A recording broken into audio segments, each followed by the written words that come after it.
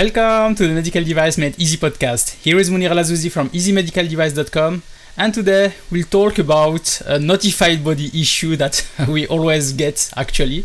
I don't know if it's the topic of the moment, but yeah, it's been like 2 or 3 manufacturers that we had this issue now. So I want to talk about grading of your risk management analysis or assessment mainly. So mainly this is something that, as I've said, we had some issue with, and yeah, the objective here is just to explain to you this issue first, to maybe help you also to see some examples why it makes sense that this issue is happening, and then also to give you some tips on how maybe to overcome this problem, because the issue is mainly, as I've said, to identify the grading. So when you are doing a risk analysis,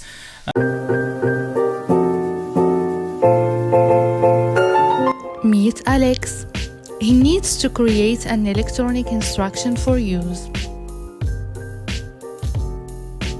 With EasyIFU, he uploads the document and in just a second gets a QR code.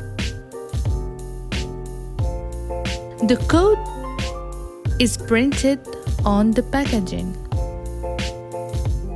and shipped with the product. The user receives it, scan it, and the IFU appears fast and always up to date. Simple, fast, paperless. EasyIFU, the smart way to manage your IFUs. You are putting a grading of the level of risk, the severity, the occurrence, the detection, etc., and the RPN, if I can say that you are analyzing sometime. And the difficulty is, okay, which grade should I find? Should it be a 3-level grade or 4 or 5? Or should it be, how should I label this grade also? Like what kind of severity, like catastrophic, like dangerous, or like no issue, or rare, or whatever. So this is mainly this point. And what we have seen is that more and more, as I said, we just discovered that more and more people are receiving some non-conformities from notified bodies that are mainly questioning. I'm not saying that there is a problem, is that questioning the justification for the grading. They are putting some grading, but they have no justification at all why they put this grading for their risk analysis, and mainly we'll be trying to talk about that today. So mainly, the issue that we have seen from some manufacturers. So they are writing on their SOP or even on their risk management plan and report that they will use this, I can show it maybe here or here, this table with in one side the severity, in the other side the other thing, and the colors like green, yellow, red, etc. And which they have not explained why this is the right things. Sometimes even, and we'll talk about that later, they are overcomplicating this grading. They make it like a big box with 10 levels in one side, 5 levels in the other side, for a product that is not so complex. So why are they going through all this? The other thing that they have also find out is not on this grading, on the fact that you define the rules. It's more about also when you do your analysis. Usually what you do is that you identify your risk, and then you grade already this risk. So you say, for example, this risk is 5 level in severity, 3 in occurrence, and 2 in detection, for example. And then you mitigate this risk. So you try to eliminate the risk. And then when you do the mitigation, after the mitigation, you re-evaluate the grading. And before it was 5, 3, 2, for example. And after it's the severity goes from 5 to 3. And the occurrence stays maybe at 3, and the detection stays maybe at 2. But the problem is, and what's mainly found with some of the notified bodies, they say, why are you reducing the severity? For example, the severity is like, let's say, the 5 is death. You have the death of the person. So mainly, if this issue happens, there is a death of the person. And when you do mitigation to reduce this risk, you reduce the severity, while even if it happens after the mitigation, there is still death. So why are you reducing from 5 to 3? So usually reducing the severity is not really something that is working. So it's why also we'll talk about that.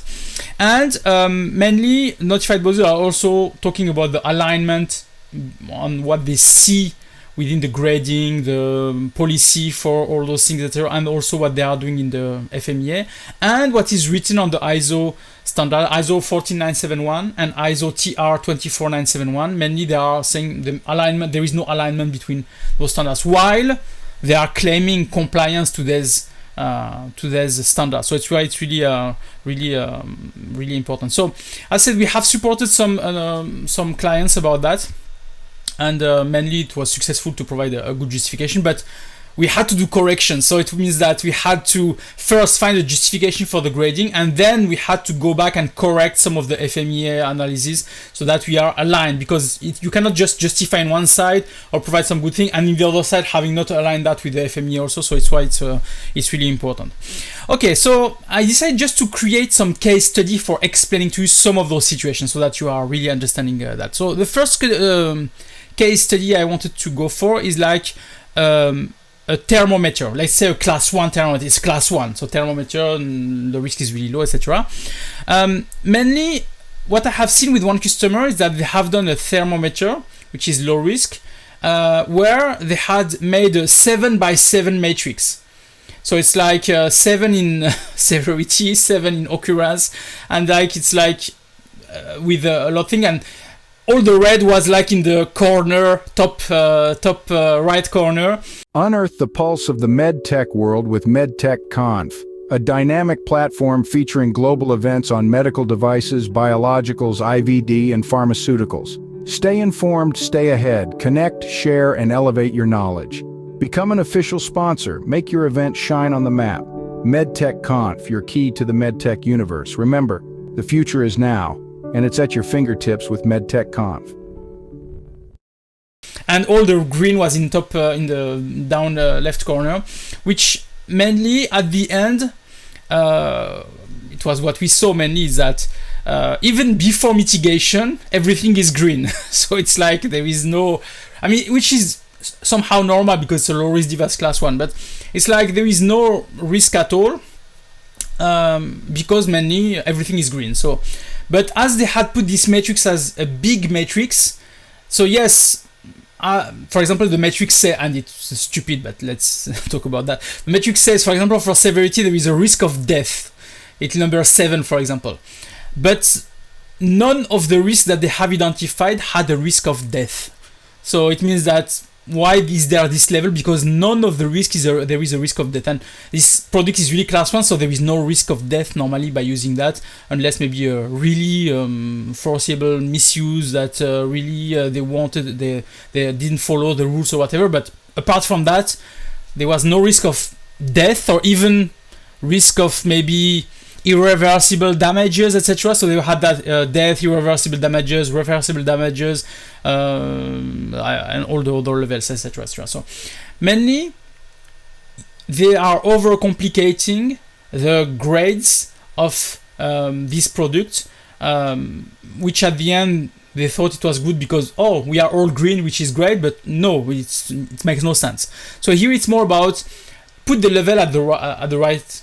Yeah, put it at the right level mainly, where if the risk is really low, so no need to go beyond, for example, maybe level 3 or level 4, because mainly there is no real interest to do that. So keep it really proportionate also to the risk of the device. Even the classification, if you say class 1, maybe not go more than 4, 5, or 3, 4, if I can say. If it's class 2A to B, maybe no more than 4 or 5, and if it's more class 3, maybe it can go beyond because it's a higher risk, etc., etc. But this is mainly the issue that was identified. In another case, we had a surgical tool, and we find out that all the risks were red. I mean, everything was red. Here it's the invert. They have used a matrix that was really small, which at the first level, if I can say, at the first risk, we already raised like to red which was mainly a major issue. So they really made the 3x3, if I remember. I can't remember, I didn't write that down, but a 3x3 matrix. So mainly, I suppose they copied that from someone else, or they tried to use that from someone else. And just to say, oh, everything is red. And they were a bit annoyed also. They say, oh, but everything is red. How can I cannot reduce more the risk. I mean, how can even if I mitigate the risk at a maximum, I cannot reduce it more. So how can I stay on the green? And this is mainly where we help them also to understand that. Don't copy paste, or don't use a general grading for all your products. Try to really align your product with the grading you will be using, and then justify that also. So try to explain why you have chosen that, because mainly this can be also the reason. Also, as we said about the severity mitigation, as we said, the severity should not change normally. So severity should stay the same, unless, for example, you say by design, I have made a design change that reduce. For example, one of the design can be saying, oh, before I was using the plug-in electrical cable, so I plug it on my wall to get the power of my device, which is a 230 volt device, etc. But I decide now to remove that and to put batteries like AA batteries, which then reduce the risk maybe of electrical shocks. I don't know, it depends really on the design, but like reduce the risk of electrical shock, because before we were going from 230 volt to now like 5 or 3 or 5 volts, etc. So it's mainly the thing that can also help to say, before it was risk of death, now it's risk of maybe small shock, but not really a big death, etc. So this is something that can be used, but it's rare, if I can say. Severity, if there is an issue that can, if there, for example, there is an issue of infection of your device, you now go with a biocompatible, so you mitigate the risk by providing some biocompatible material.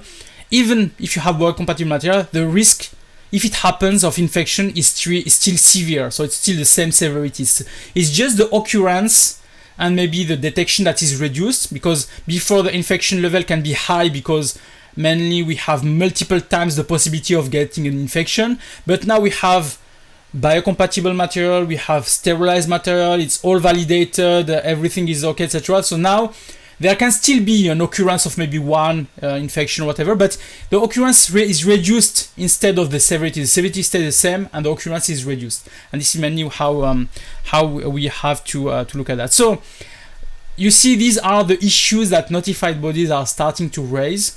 So as I saw it multiple times, I suppose this is the thing that they will be using as a, and this is for one of my customers says, oh, it's my round 3. So I said like that, it's my round 3. So please, let's try to solve that, because it's the only thing that is missing is this one. So mainly, yeah, this can be one issue that can be raised, and which is logical. It's not like they are making it whatever. No, it's logical what they are saying. So mainly now.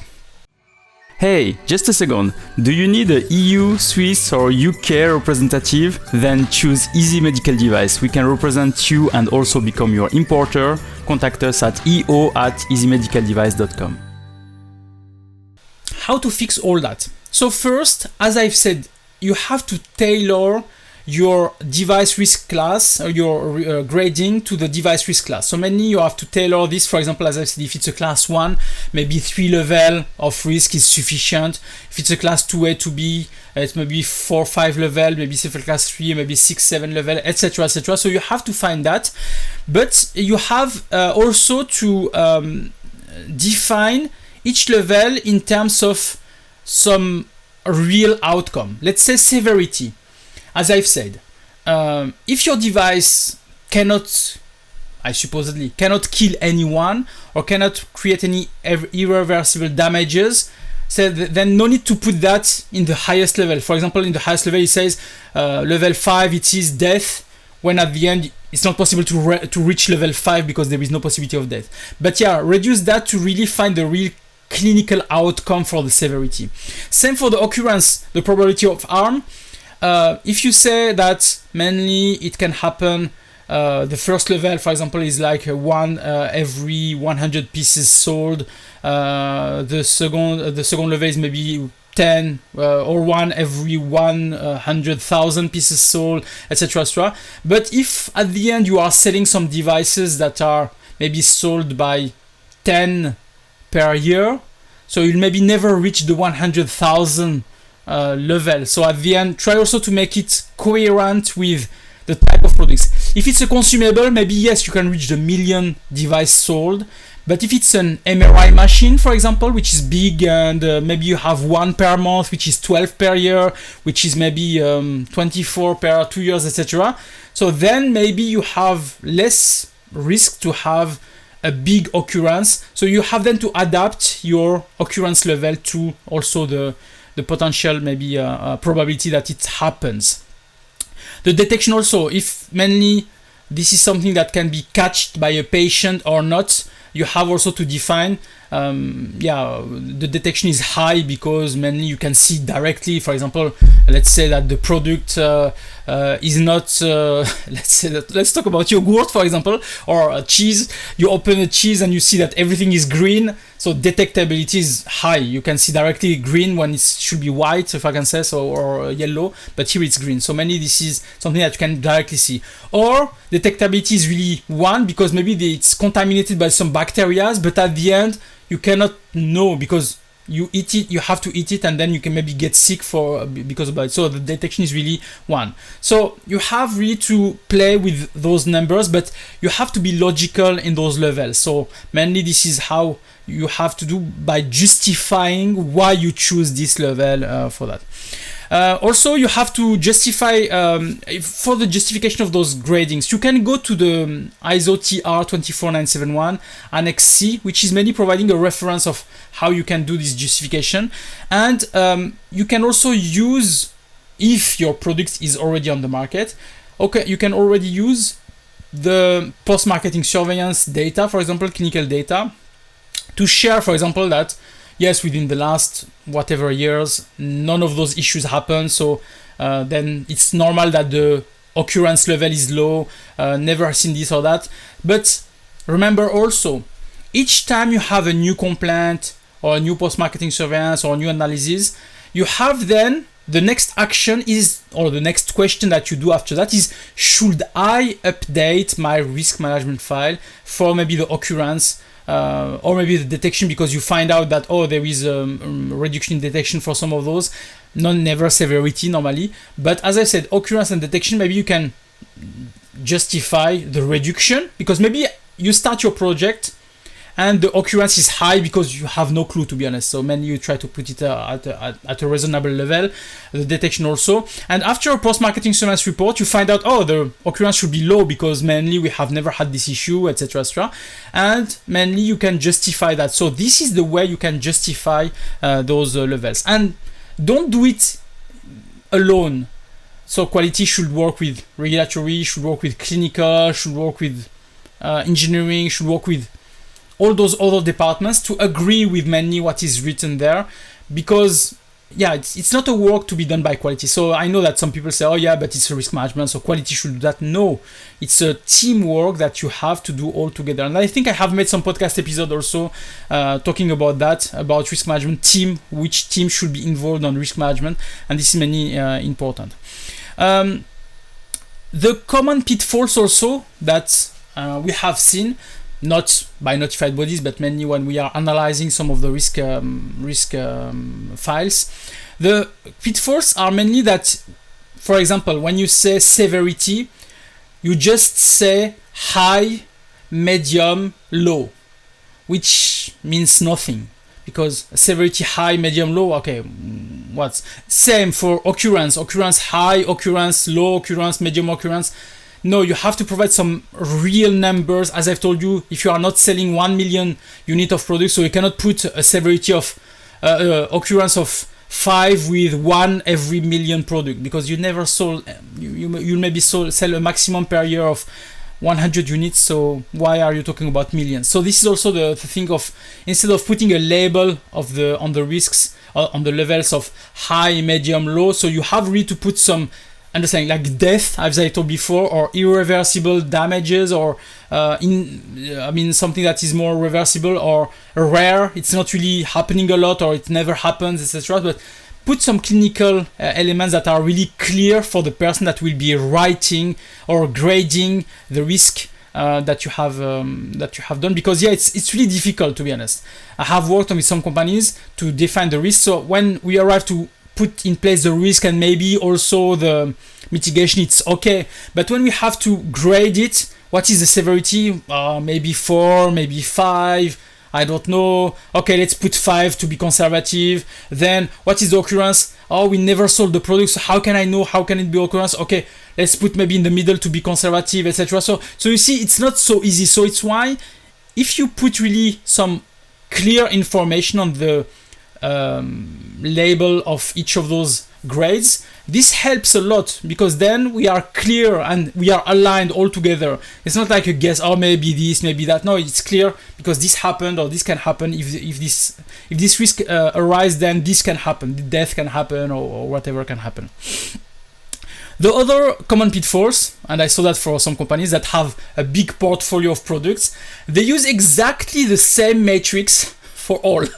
So you can have a surgical instrument that is sterile and one that is non-sterile, and an electronic device, because there are some dental companies that have so many products. So they have some products that measure the level, the root dimension or whatever. Some that are having some implant, having some dental crown, etc. So at the end they use the same for all, which makes no sense, as I said, because at the end you see things that are always green, when if you really build their own matrix, you'll find them maybe orange or red, and then it makes more sense. So it's why you have really to look at that.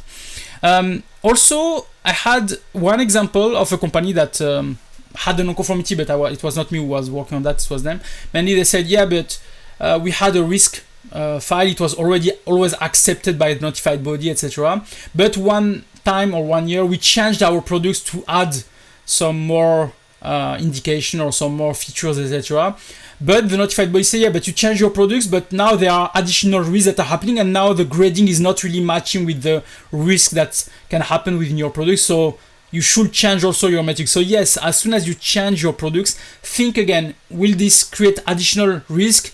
Maybe before there was no death possible, but now there is death possible. So then you have to update your matrix again so that it's really matching with everything. And the last point is mainly that you have clinical data that says if we have not this product, the risk is really high. If we have this product, the risk is really low, etc. So try also to link your risks with the clinical data. The fact that an infection, if it arises, can kill a person, but as you are putting some biocompatible products, some sterile products, some validation, etc. So mainly at the end you reduce that. So mainly this is clinical data to prove that everything is working mainly for that. Okay, so mainly this was a short episode just to explain to you the situation. As I said, we are helping a lot of manufacturers on this, and as I said, as soon as I find a topic that comes 2 or 3 times, always the same, I say, okay, maybe let's have a podcast episode to discuss about that and to share with you also this element. But yeah, again, if you are having a project like that, if you have an issue with notified body with this type of question or issues, don't hesitate to contact us at Easy Medical Device. So info at Easy Medical Device, and yeah, we will try to review your situation and really help you. As I said, we have experience on that now, so let me know, and then we can go for it. Okay, so it was a pleasure really to give you this episode. So thank you very much, and I wish you a nice day.